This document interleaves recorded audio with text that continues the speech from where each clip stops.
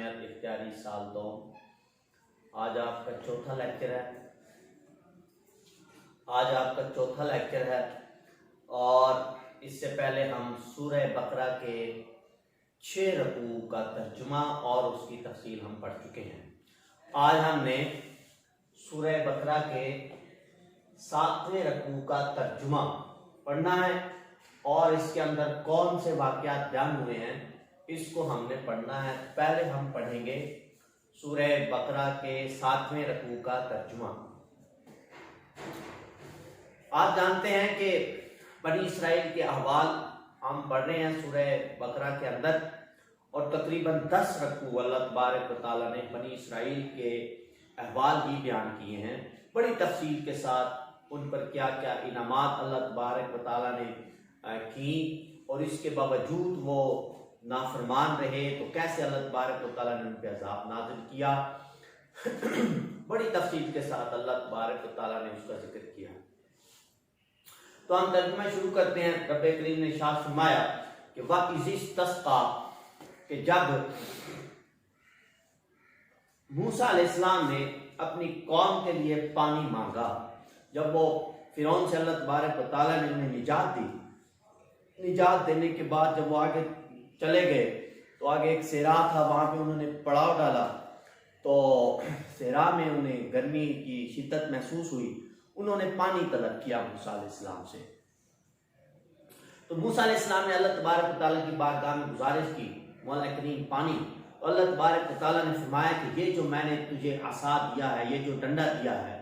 یہ جو عصا مبارک تیرے ہاتھ میں دیا ہے، اس کو چٹان پہ، وہ چٹان عموماً ہم کہتے ہیں ایک پتھر پہ مارا، تو وہ کوئی پتھر چھوٹا سا نہیں تھا بلکہ وہ ایک بہت بڑی چٹان تھی۔ اس کی تفصیل میں ہم اس کو پڑھیں گے، 10 سے 15 فٹ کی غالباً یہ چٹان تھی، اس پہ آپ نے عصا مبارک مارا تو اللہ تبارک و تعالیٰ نے اس پتھر سے پانی کو جاری کر دیا۔ یہ بھی انعام تھا اللہ تبارک و تعالیٰ کی طرف سے بنی اسرائیل پر۔ تو اسی کا ذکر اللہ تبارک و تعالیٰ نے یہاں پہ فرمایا کہ وَإِذِ اسْتَسْقَىٰ، کہ جب پانی مانگا موسیٰ علیہ السلام نے لِقَوْمِهِ، اپنی قوم کے لیے، فَقُلْنَا، اللہ نے فرمایا کہ ہم نے کہا کہ اِضْرِبْ، تو مار، بِعَصَاكَ الْحَجَرَ، اپنے عصا کو پتھر پہ۔ یہ جو ہم نے تجھے عصا مبارک دیا ہے، یہ جو سٹک دی ہوئی ہے آپ کو، اس کو ایسے کریں کہ پتھر کے اوپر ماریں، اللہ تعالیٰ اپنے فضل سے پتھر سے پانی کو جاری کر دے گا۔ تو موسیٰ علیہ السلام نے ایسے ہی کیا کہ عصا کو پتھر پہ مارا تو فَانْفَجَرَ، پس پھوٹ نکلے، منہ، اس سے، اس پتھر سے، 12 آئینہ چشمے۔ موسیٰ علیہ السلام نے پتھر پر عصا مارا تو اس پتھر سے 12 چشمے پھوٹ پڑے۔ یہ 12 اس لیے پھوٹ پڑے کہ موسیٰ علیہ السلام کی جو قوم تھی بنی اسرائیل، اس کے 12 قبیلے تھے۔ 12 قبیلے اس لیے تھے، پیچھے ہم پڑھ چکے ہیں کہ یہ شروع ہوئی یعقوب علیہ السلام سے۔ یعقوب علیہ السلام کے 12 بیٹے تھے، تو ان 12 کی نسبت سے وہ 12 قبیلوں میں بستے تھے، تو ہر قبیلے کا ایک چشمہ اللہ تبارک و تعالیٰ نے نکالا، تو اس لیے پتھر سے 12 چشمے پھوٹ پڑے۔ قد علما، تو تحقیق جان لیا، کلو، ہر شخص نے، اناس مشربہم، اپنے پینے کی جگہ کو، ہر قبیلے نے اپنے پینے کی جگہ کو جان لیا کہ 12 چشمے ہیں، ہر ایک قبیلے کا ایک چشمہ ہے، تو سب لوگ وہیں پر اپنے اپنے چشمے سے پانی پینے لگے۔ اللہ تبارک و تعالیٰ نے فرمایا کلو، تم کھاؤ، واشربو، اور تم پیو، من رزق اللہ، اللہ تبارک و تعالیٰ کے رزق سے۔ پھر فرمایا ولا تعصوا، اور فساد اور نہ برپا کرو، نہ پھیلاؤ، فی الارض، زمین میں، مفسدین، فساد، تم فساد کرنے والے نہ بنو، میرے رزق سے کھاؤ پیو، جو بھی اللہ تبارک و تعالیٰ کا رزق ہے، لیکن زمین میں فساد تم لوگ نہ کرو۔ وَإِذْ قُلْتُمْ، اور جب کہا یا موسیٰ، کہ اے موسیٰ، اب قوم کے بارے میں اللہ تبارک و تعالیٰ نے ارشاد فرمایا وَإِذْ قُلْتُمْ، اور جب تم نے کہا، اے بنی اسرائیل، جب تم نے کہا یا موسیٰ، کہ اے موسیٰ،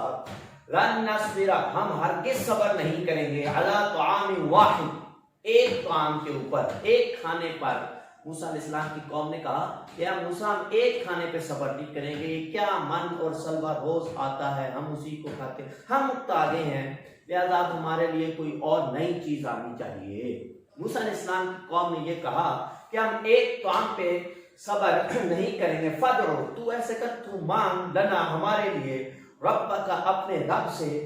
یخرج لنا،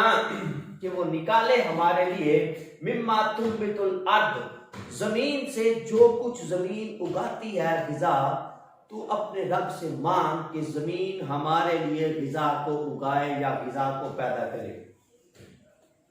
وہ کیا کیا چیزیں پیدا کرے؟ من بقلیہا، زمین ہمارے لیے ساگ پیدا کرے، وقصائہا، اور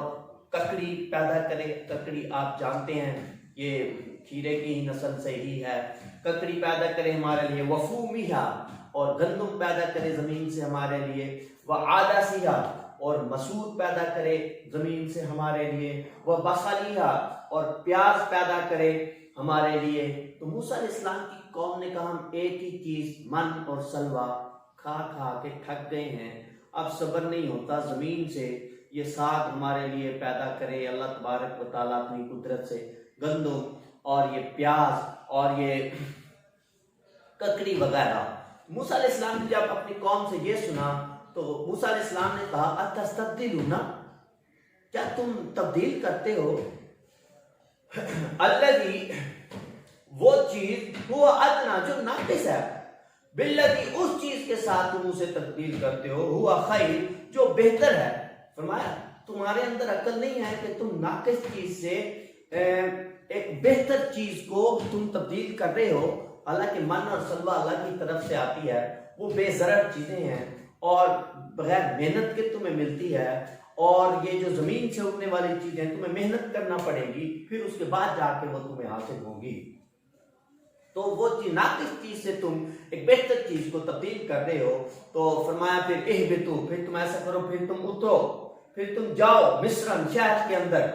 اور فَإِنَّا لَكُمْ، پس بے شک تمہارے لیے، مَا سَأَلْتُمْ، وہی کچھ ہوگا جس کا تم نے سوال کیا ہے، وَضُرِبَتْ، اور پھر کیا ہوا، پھر وَضُرِبَتْ، مار دی گئی، عَلَيْهِمْ، ان پر،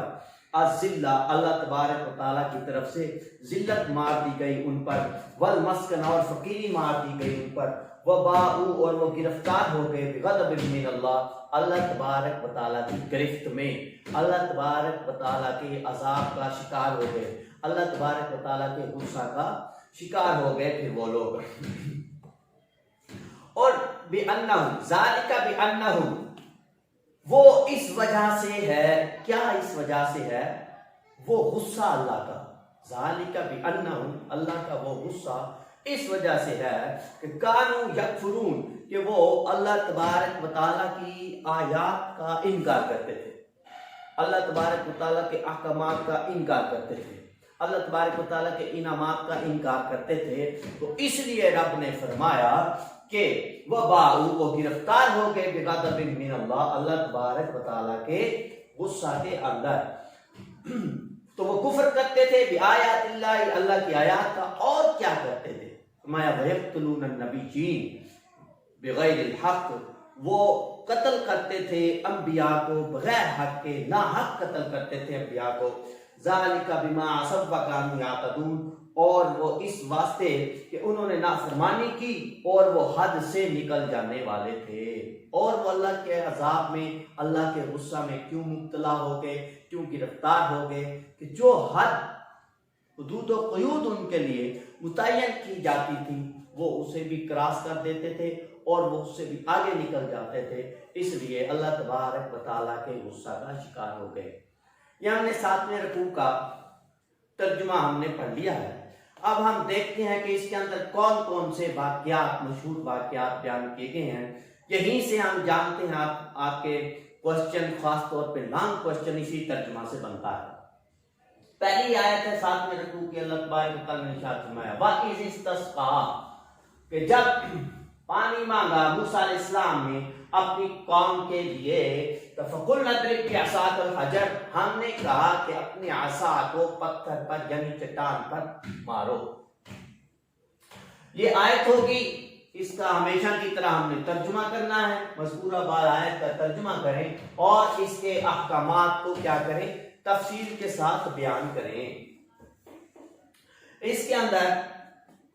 یہ جو صحرا میں پہنچ گئی بنی اسرائیل کی قوم اور 12 چشموں کا جاری ہونا، یہ بہت مشہور واقعہ ہے۔ اس واقعے پہ ہم ایک نظر ڈال لیتے ہیں کہ اللہ تعالیٰ نے جس طرح بنی اسرائیل کے لیے تپتے ہوئے صحرا میں سائے اور بے آب ہو گیا میدان میں طعام اور مشروب کا انتظام کیا، یعنی کھانے کا اور پینے کا انتظام جس طرح سے کیا، یہ انتظام بھی موسیٰ علیہ السلام کے معجزات میں سے ایک تھا۔ قرآن کریم نے اس واقعہ کو بھی بطور احسان فرمایا، بطور انعام فرمایا کہ میں نے بنی اسرائیل پر یہ انعامات بھی کیے ہیں۔ تو موسیٰ علیہ السلام نے اپنی قوم سے پانی طلب فرمایا، رب سے درخواست کی، جو اللہ تعالیٰ نے قبول فرما لیا۔ اللہ تعالیٰ نے موسیٰ علیہ السلام سے کہا کہ وہ ایک متعین پتھر کو اپنے عصا سے مارے۔ آپ نے حکم کی تعمیل کی، اس پتھر سے 12 چشمے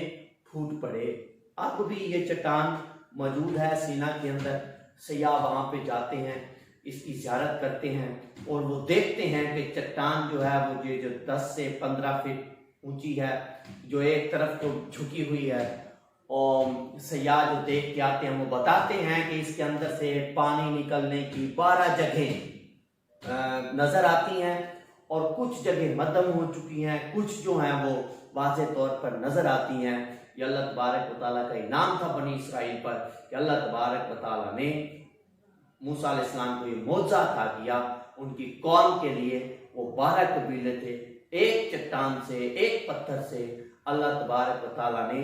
12 چشمے ان کے لیے جاری فرما دیے۔ یہ ہم نے 7واں رکوع پڑھ لیا ہے۔ اس کے شارٹ کوسچن اور اس کے MCQ آپ جانتے ہیں، کتاب کے آخر سے ہم پڑھتے ہیں، وہیں سے آپ کے مسلم کے ٹیسٹ بنتے ہیں، وہیں سے بورڈ کے پیپر آپ کے آتے ہیں، وہیں سے ہم تیاری کرتے ہیں۔ اس کا 7ویں رکوع کی بھی بہت اچھے سے تیاری کیجیے گا۔ اللہ حافظ۔